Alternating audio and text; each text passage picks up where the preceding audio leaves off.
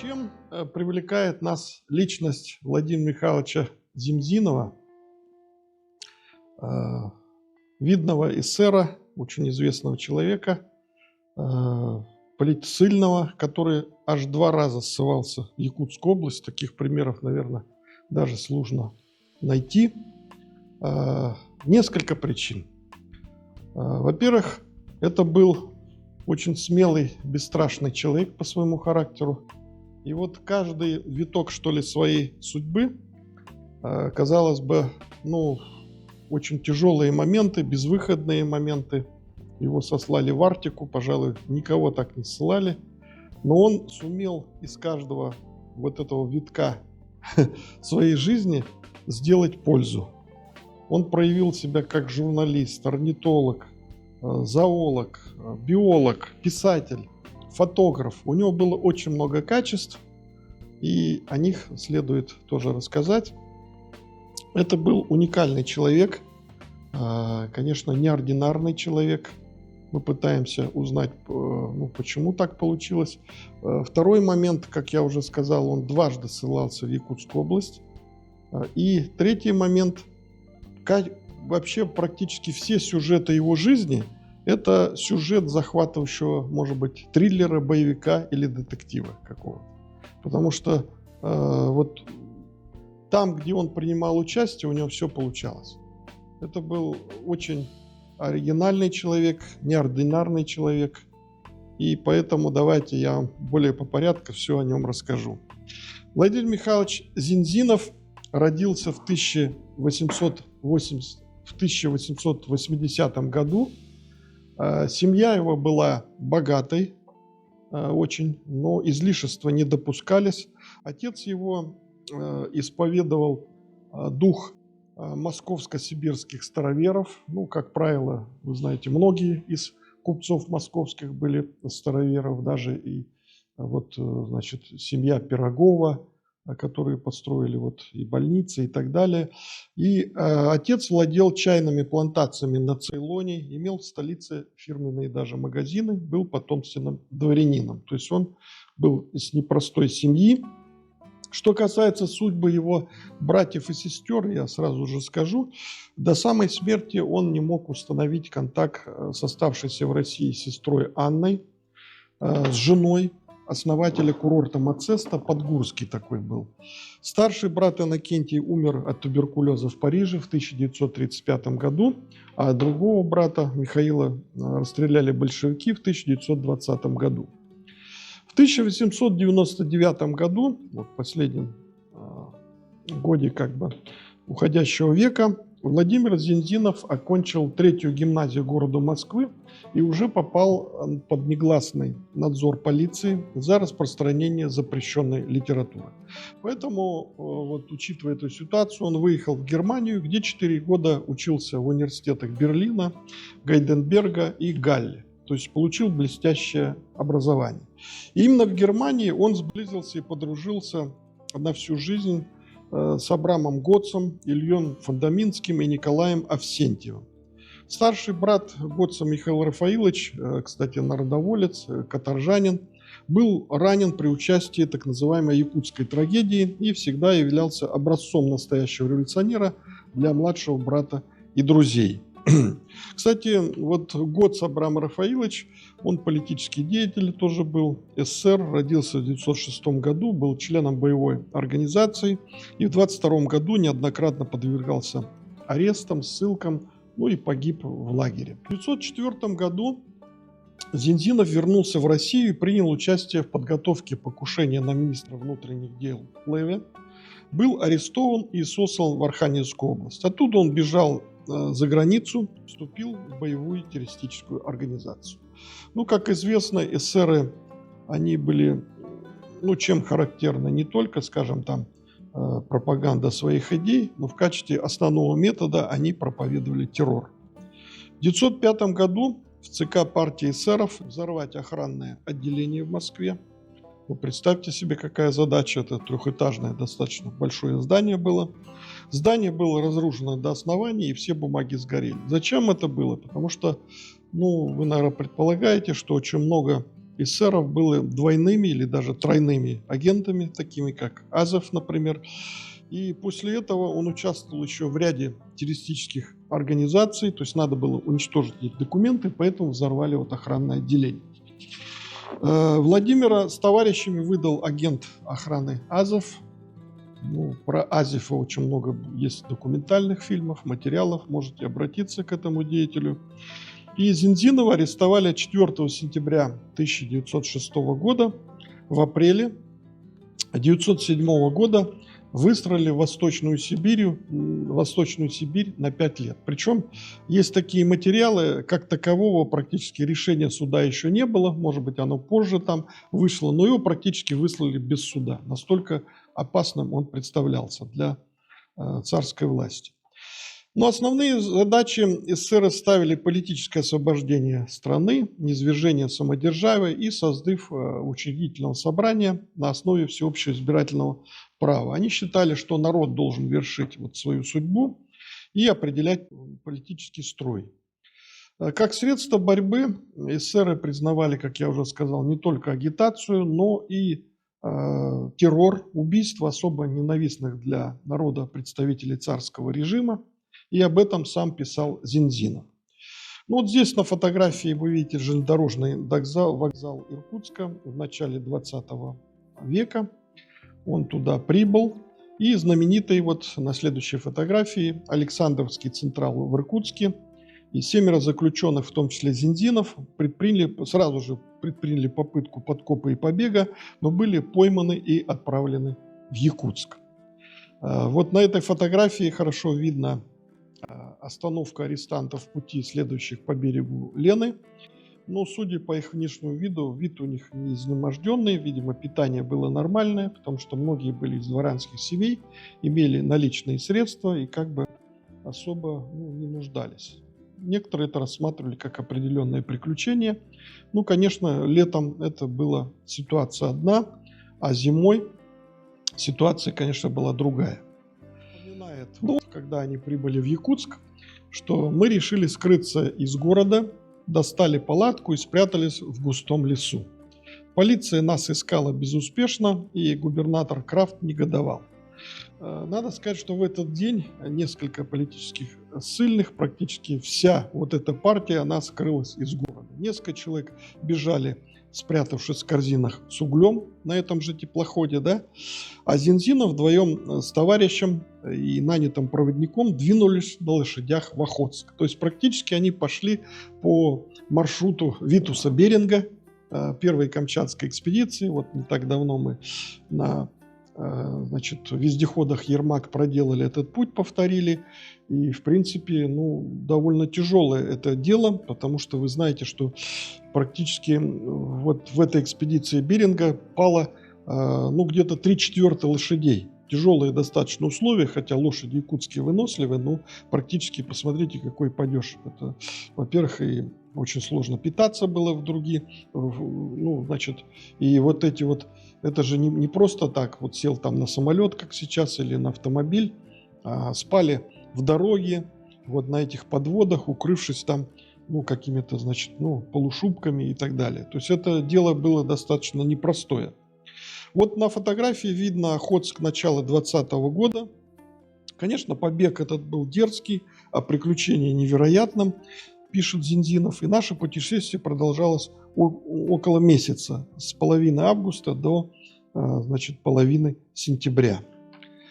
Наверное, одной из причин, почему так легко удавались побеги Зинзинову, это связано с тем, что, наверное, у него были все-таки наличные деньги, и отец задавал, и, без денег, конечно, такие вот маневры делать было очень сложно.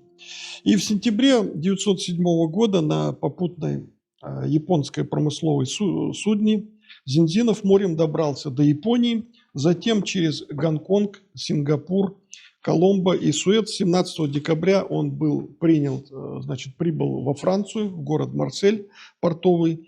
В январе 1909 года для продолжения революционной деятельности он вновь возвращается в Россию. В мае 1910 года последовал новый арест в Санкт-Петербурге.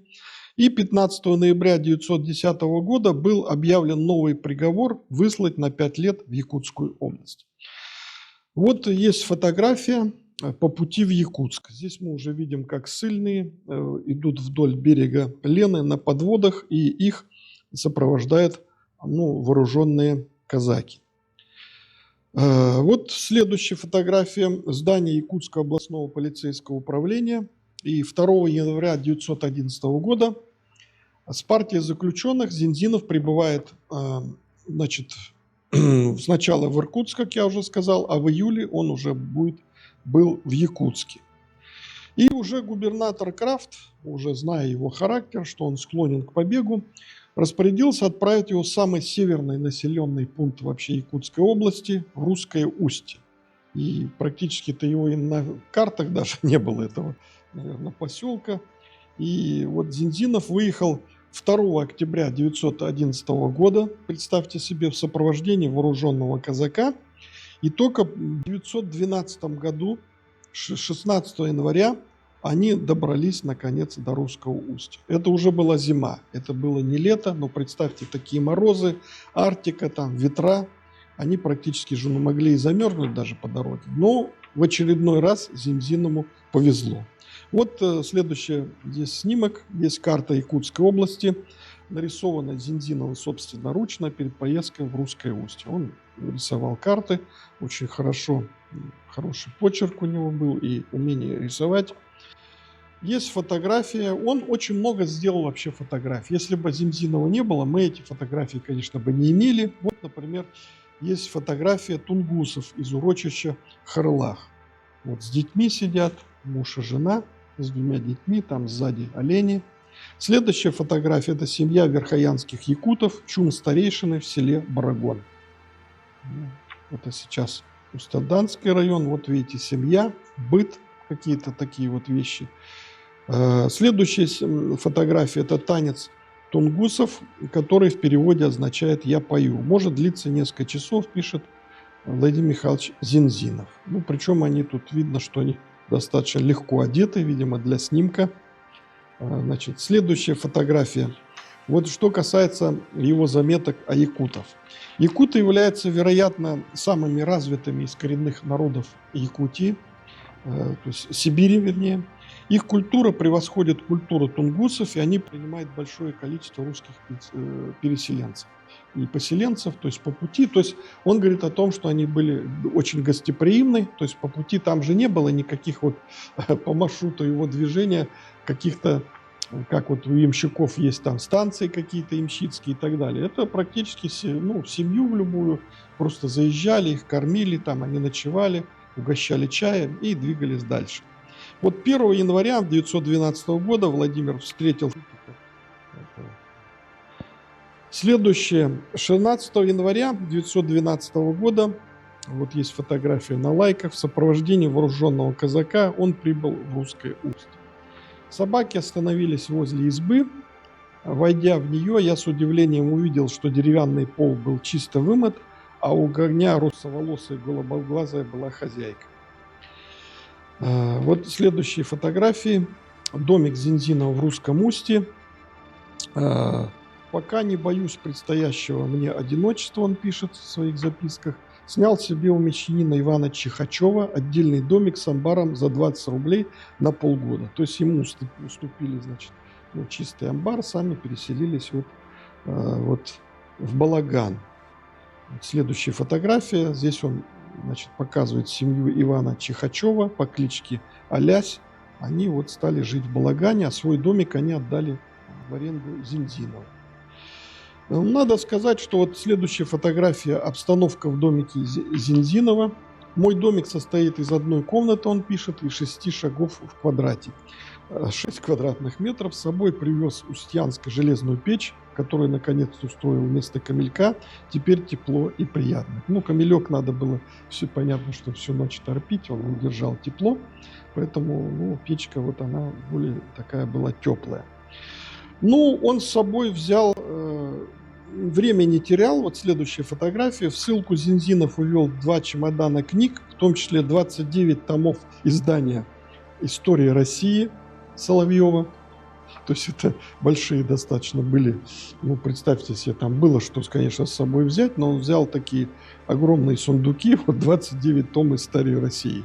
С собой у него было 3 ружья с патронами, это большая была ценность в то время, много разнообразных лекарств, фотоаппарат и фотопластины. Кстати, очень хорошего качества фотографии, тогда использовалось серебро, и поэтому они, вот посмотрите, даже столько времени прошло, они прекрасно выглядят, эти фотографии. Но в 912 году он охотился на ленных гусей в устье Индигирки.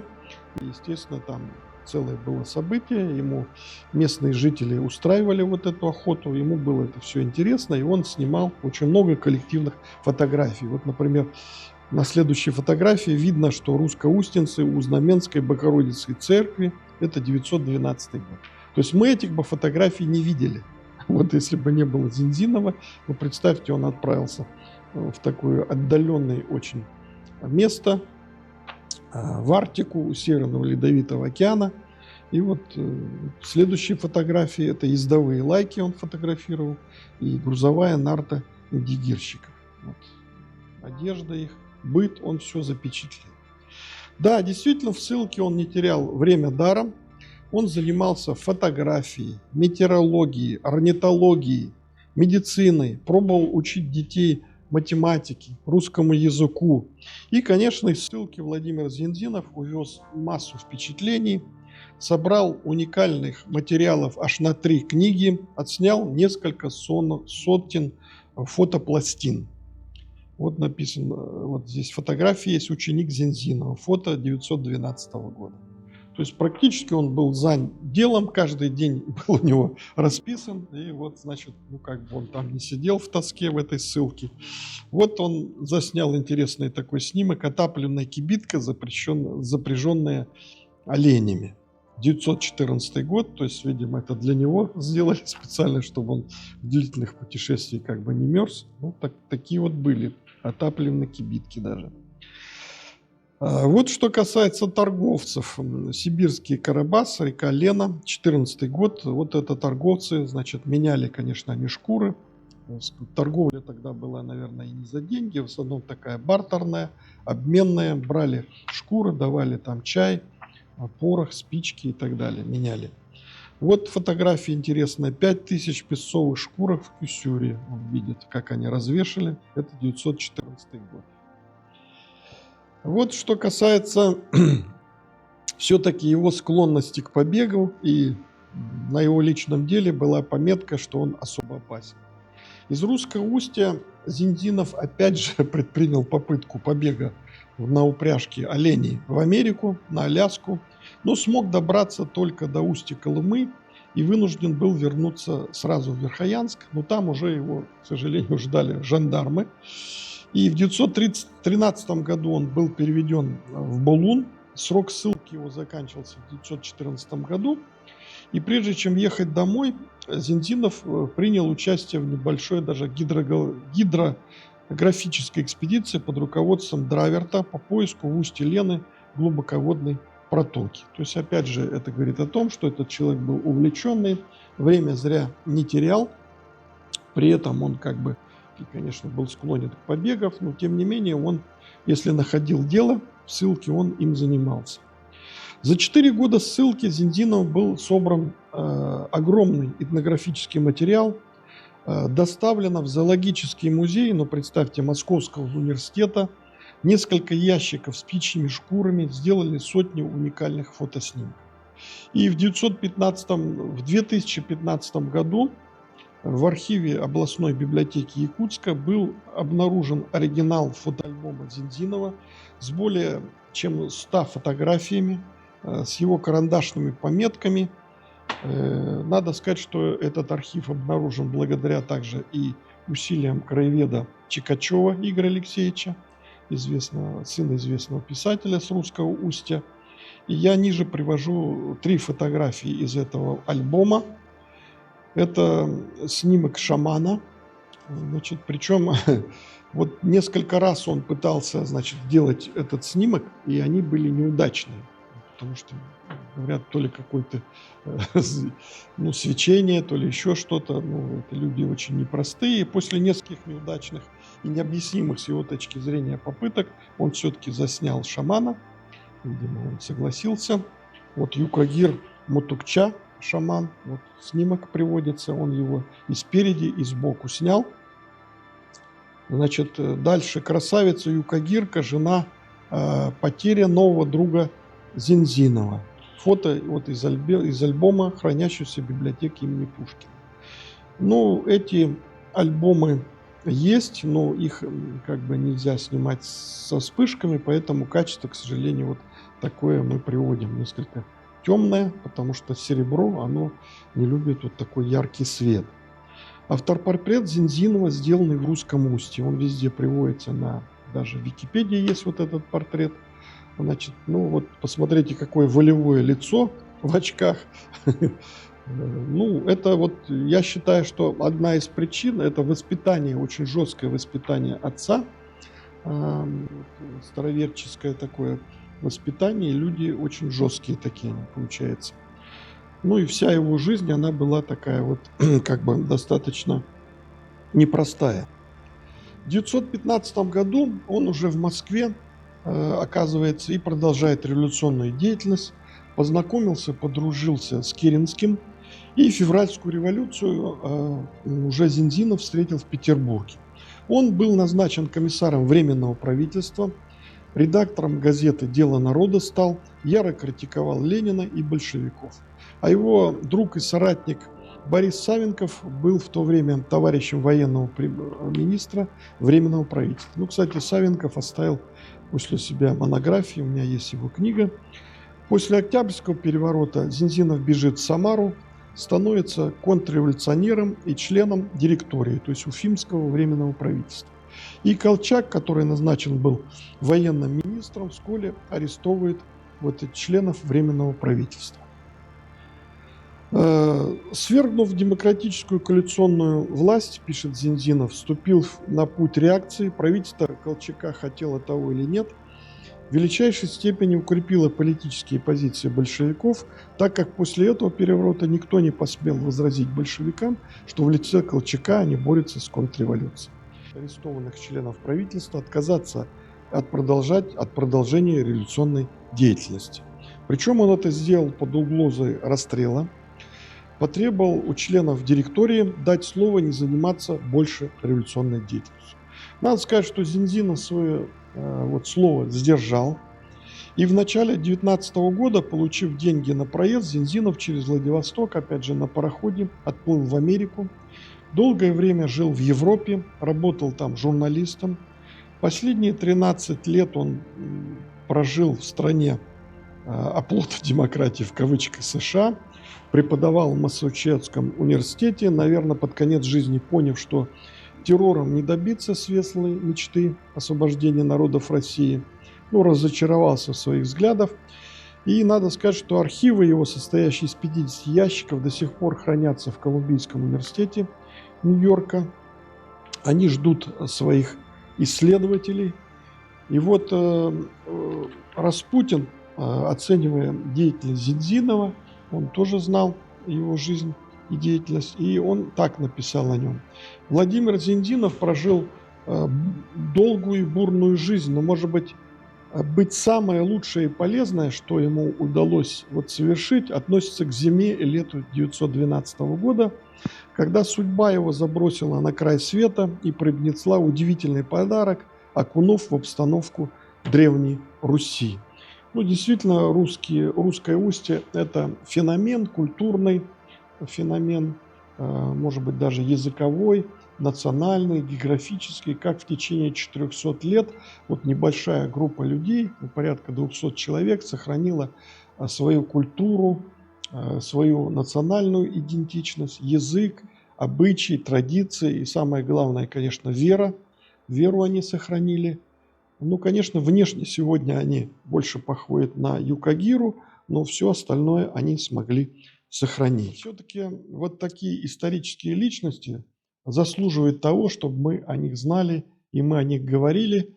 И они очень много нам оставили материалов именно об исследовании нашей арктической зоне и об уникальном таком месте, такое как Русское Устье. Я разговаривал даже вот с режиссером фильма документального «Мое Русское Устье», который недавно вот была презентация. Ну, кстати говоря, вот в рамках, она проходила научно-практической конференции «Старожилы», значит, старожильческое население в арктической зоне Якутии. И, кстати, к этому событию была презентация словаря Русского Устья, русскоустинцев, вот этот уникальный язык, и словарь, и русские сказки, вот русско-устинские сказки, тоже, кстати, вышла тоже книга. И, как я уже сказал, что любой можно эпизод брать вот из ссылки, скажем, якутской ссылки Владимира Михайловича Зинзинова и сделать из него уникальный какой-то фильм. Он может быть даже художественный, игровой, это может быть триллер, детектив, как угодно. Или, но я поначалу, наверное, думаю, что это должен быть документальный, наверное, какой-то фильм, уже достаточно материалов, а затем, ну, может быть, даже кто-то из драматургов при хорошем сценарии возьмется за его жизнь и запечатлет его в хорошем, вот в таком художественном, может быть, фильме. Но, может быть, он будет не менее интересен. То есть это интересный сам по себе материал исторический, на основании которого можно художественно сделать и сделать очень неплохой и увлекательный фильм, художественный или документальный.